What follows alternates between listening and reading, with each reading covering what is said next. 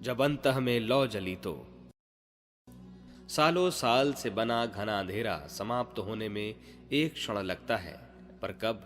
जिस क्षण माचिस की एक तीली जल उठे, जीवन का अंधेरा भी उसी पल से छटने मिटने लगता है।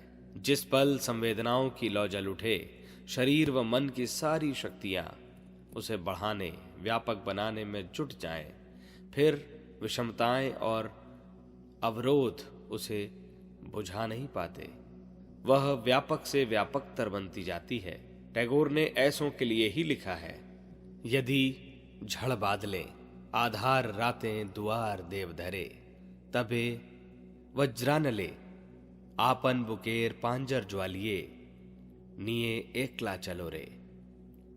अर्थात यदि प्रकाश न हो, झंझावात और मूसलाधार वर्षा की अंधेरी रात में जब अपने घर के दरवाजे भी तेरे लिए लोगों ने बंद कर लिए हों, तब उस वज्रानल में अपने वक्ष के पिंजरे को जलाकर उस प्रकाश में अकेला चलता चल।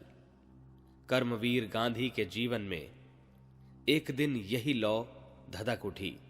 जल गए उसमें मान सम्मान, महत्वाकांक्षाएं, पद प्रतिष्ठा, सभी कुछ। उस समय वह दक्षिण भारत का दौरा कर रहे थे। अफ्रीका से लौटने के बाद कर्मवीर के रूप में उनकी ख्याति थी, पर अभी महात्मा नहीं बने थे। रास्ते में देखा एक युवा लड़की फटी धोती से जैसे तैसे अपना शरीर ढके हुई थी। उसे धोती की जगह मैला कुचैला चीथड़ा कहना ज्यादा ठीक होगा। टोकरी उठाए चली जा रही उस लड़की को सभी ने देखा। इन दृष्टियों में विरक्ति, उपेक्षा, वितृष्णा सभी कुछ था। नहीं थी तो सिर्फ संवेदना। दृष्टि गांधी जी की भी गई। उनकी दृष्टि में सिर्फ यही एक थी, बाकी कुछ न था। उसे पास बुलाया। क्यों बहन, तुम इस धोती को धोती क्यों नहीं, इसके फटे हुए हिस्से को सिल क्यों नहीं लेती? प्रश्न ने उसके अतीत वर्तमान को, आर्थिक अभावों को एक साथ कुरेद दिया। गहरे घावों को छू लेने पर पीड़ा होती है, वैसी ही पीड़ा उसकी आंखों में उभरी। जवाब था, कोई दूसरी धोती हो तब तो धोऊं, ये सिलने लायक हो तब कहीं सिलूं। उत्तर सुनकर गांधी का चेहरा शर्म से लाल पड़ गया। जनता की यह दशा और जनता का सेवक कहा जाने वाला मैं, धोती कुर्ता सभी से लैस। इतना ही नहीं, एक जोड़ी झोले में भी पड़े हैं। इससे अधिक शर्मनाक बात क्या होगी? उन्होंने चुपचाप झोले से धोती निकाली और उनकी ओर बढ़ाई। लो बहन, अपने भाई की ओर से इसे स्वीकार करो। युवती ने हाथ बढ़ाकर उसे स्वीकार कर लिया। कृतज्ञता और खुशी के भाव उसके चेहरे पर झलक रहे थे। युवती गई। गांधी जी ने पहनी धोती को ही फाड़कर 2 टुकड़े किए, आधा पहनने का, आधा ओढ़ने का।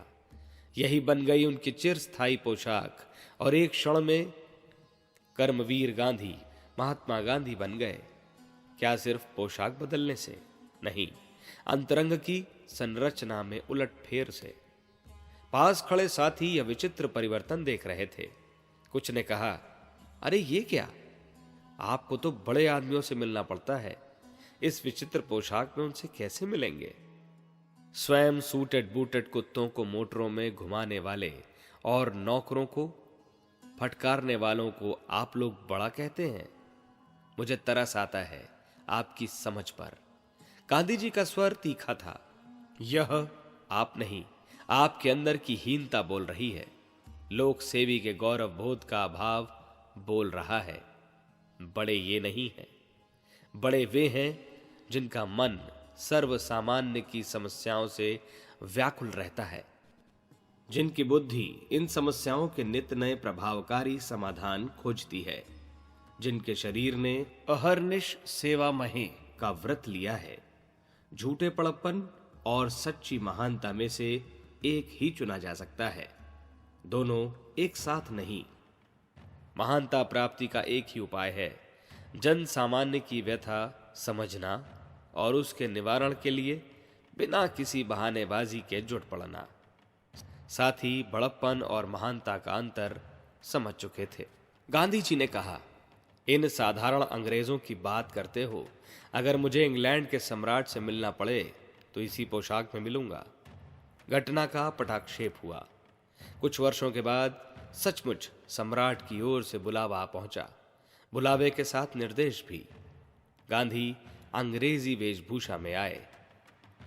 विरोधियों ने सोचा अब देखें कैसे नहीं पहनते अंग्रेजी पोशाक, सारी महात्मागिरी धरी रह जाएगी।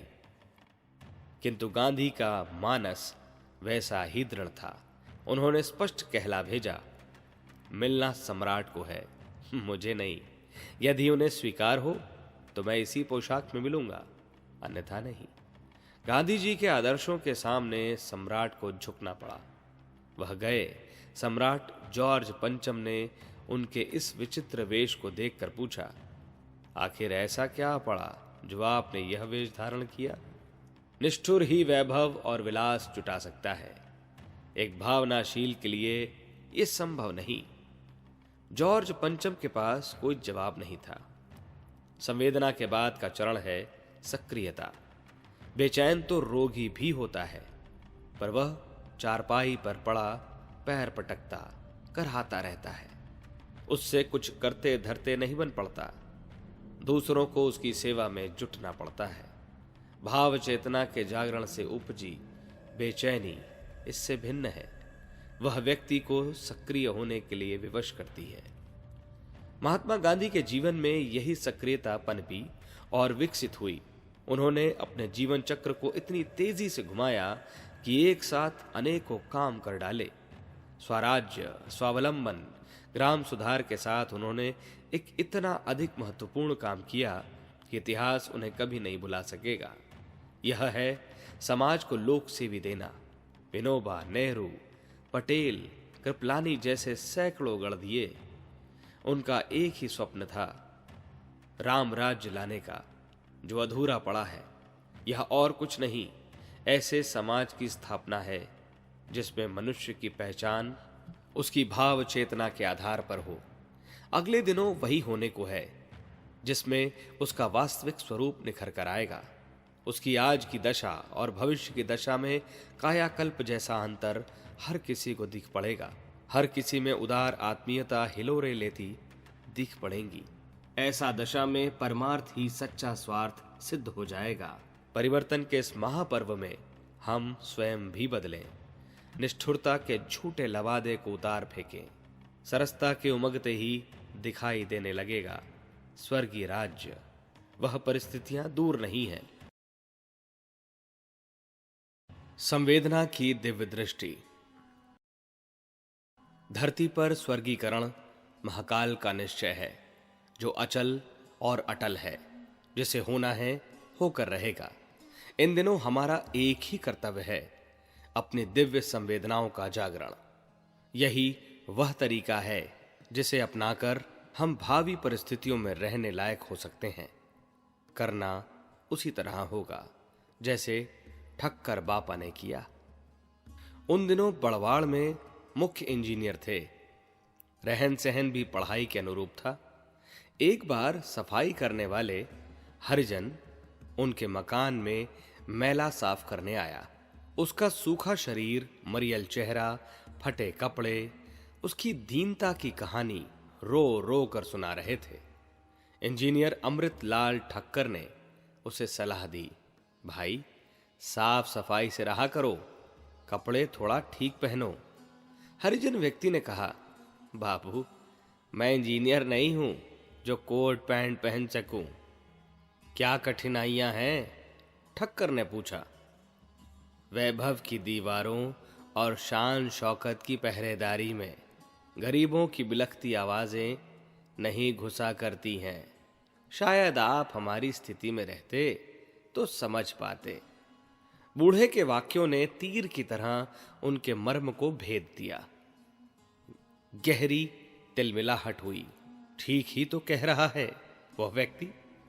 कोरी वाणी ने कब किसका कल्याण किया है। संवेदनशील की एक पहचान है, वह जो भी कहता है आचरण से। ऐसा नहीं तो समझना चाहिए कि बुद्धि ने पुष्पित वाणी का नया जामा पहन लिया है। जो हमेशा से अप्रामाणिक रहा है और रहेगा। उपदेष्टा को सीखने वाले के साथ अपनी अनुभूति को एक करना पड़ता है। अपनत्व के अनुपान के बिना भला महत्वपूर्ण जीवन विद्या कब गले उतरी है। बस फिर क्या था, आ पहुंची परिवर्तन की घड़ियां।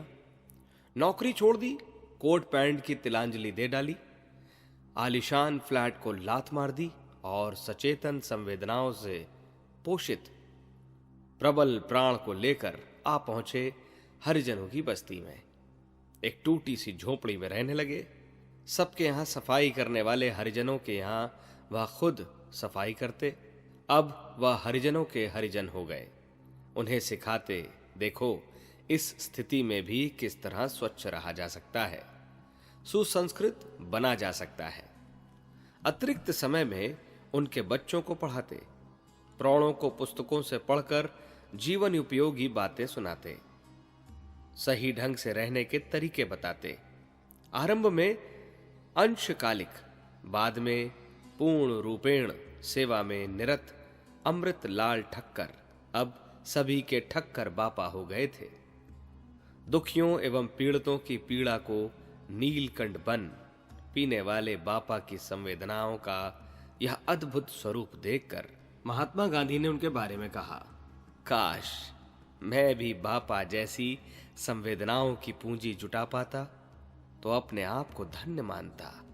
देश के किसी कोने में पीड़ित मानवता की पुकार उठी हो, बापा के मन में बसे भगवान विष्णु के लिए यह गज की पीड़ा की तरह होती और वे गरुड़ वाहन छोड़कर दौड़ पड़ते। जन करुणा की सरिता उनके पीछे पीछे चल पड़ती। संवेदनशील को ही सही दृष्टि मिलती है, बाकी तो आंखों के रहते भी दृष्टिहीन बने रहते हैं। उन्हें मानवता की तड़फड़ाहट दिखाई नहीं पड़ती। बापा के पास दिव्य दृष्टि थी। वह उस समय जयपुर में थे। जयपुर जिसे भारत का पेरिस कहा जाता है। लोग जिसके वैभव को बखान करते नहीं अघाते थे। बापा ने जयपुर देखा, विलास नहीं रूचा। उन्हें दिखी वहां के सफाई कर्मियों की नारकीय दशा, जिसे अब तक किसी ने नहीं देखा था। उनकी रग रग इन दीनहीनों की पीड़ा से कराह उठी। वह जुट पड़े, जन सहयोग भी उमड़ पड़ा। वहां के हरिजनों की दशा सुधरी। किशोर लाल मशरूवाला के शब्दों में, बापा की संवेदनाओं के आकर्षण में बंधे लिपटे हरि उनके पास डोलते थे।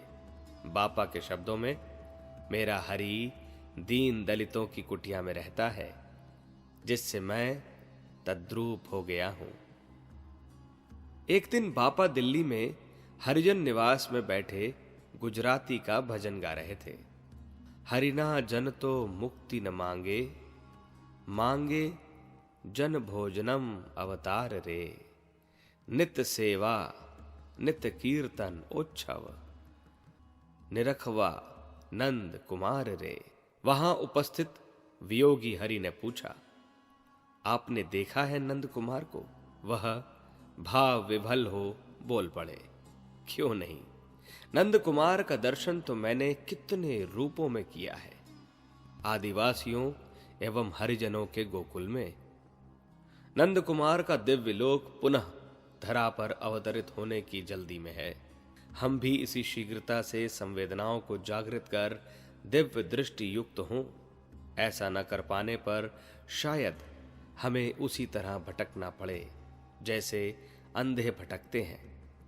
भटकन से बचने के लिए स्वयं को भाव संवेदनाओं के राज्य में रहने के योग्य बनाएं। यही क्षण हमारी आत्म जागृति का क्षण सिद्ध हो।